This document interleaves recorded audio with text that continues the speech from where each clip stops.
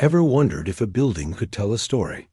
Not just any story, but a saga spanning over 400 years, filled with drama, survival, and breathtaking beauty. Well, in the heart of Manila, within the historic walls of Intramuros, stands a structure that has seen it all, the San Agustin Church. This isn't just a church. It's a time capsule, a silent witness to the Philippines' turbulent and triumphant history. Today, we're going to journey back in time, peel back the layers of this stone fortress, and uncover the incredible story of the oldest stone church in the Philippines. From its humble beginnings to its survival against all odds, get ready to be amazed by the enduring legacy of San Agustin.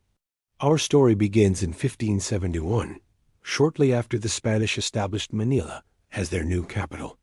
The Augustinian friars, among the first missionaries to arrive, needed a place of worship, so they built their first church.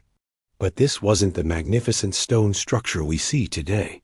It was a simple, humble building made of nipa and bamboo, materials readily available. As you can imagine, a church made of dried palm leaves and bamboo in a tropical climate was a recipe for disaster.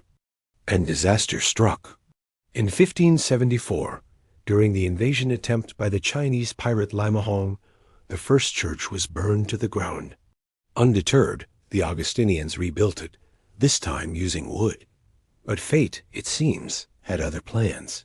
In 1583, a fire that started during a funeral for a Spanish governor-general consumed the second church, along with much of the city. After two devastating fires, the Augustinians knew they needed a permanent, fireproof solution. This was a turning point. They decided to rebuild, but this time with stone. In 1586, the cornerstone was laid for the third and final San Agustin Church. The man tasked with this monumental project was Juan Macias. The construction was an enormous undertaking, a testament to faith and sheer determination. They used hewn adobe stones quarried from nearby regions. It was a slow, laborious process that took over 2 decades to complete. Finally, in 1607, the church was officially finished. What they created wasn't just a building. It was a masterpiece of architecture, a style that would later be known as earthquake Baroque. So, what exactly is earthquake Baroque? If you look closely at San Agustin, you'll notice it's different from European Baroque churches. It's massive, imposing, and fortress-like. The walls are incredibly thick, and it features powerful buttresses on the side. These weren't just for show. They were designed to withstand the frequent earthquakes that shake the Philippines. This unique architectural style is a beautiful fusion of Spanish design adapted to the local environment. It's a prime example of colonial ingenuity.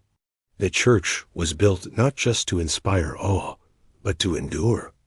This focus on stability and strength would be tested time and time again.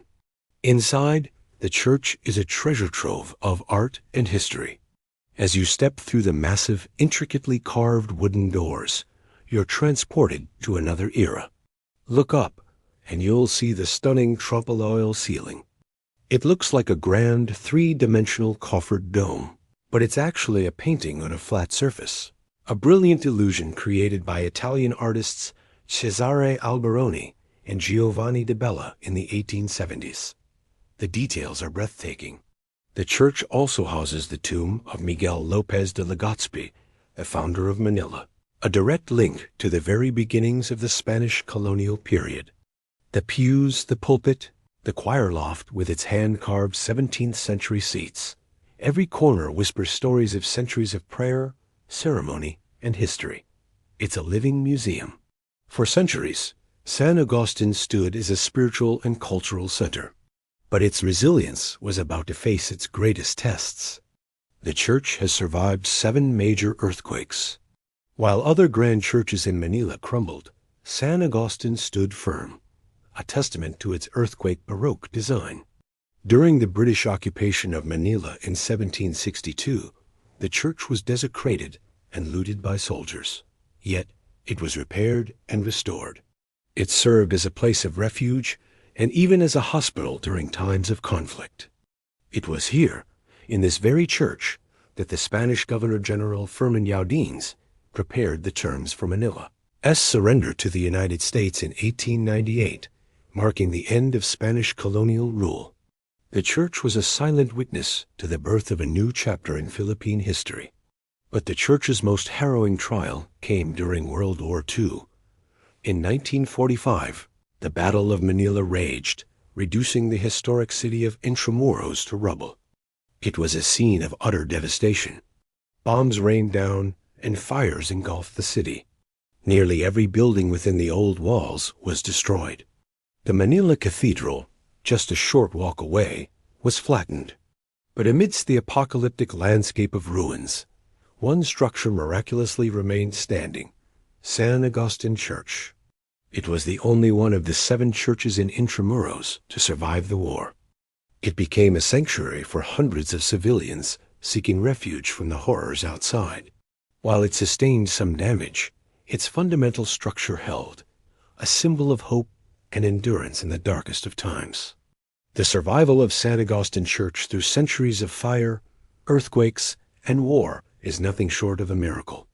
In 1993, its unique architectural value and historical significance were recognized globally when it was designated as a UNESCO World Heritage Site as part of the Baroque churches of the Philippines. This inscription honors its role as a prime example of a European church design reinterpreted by local artisans to adapt to the physical conditions of the Philippines.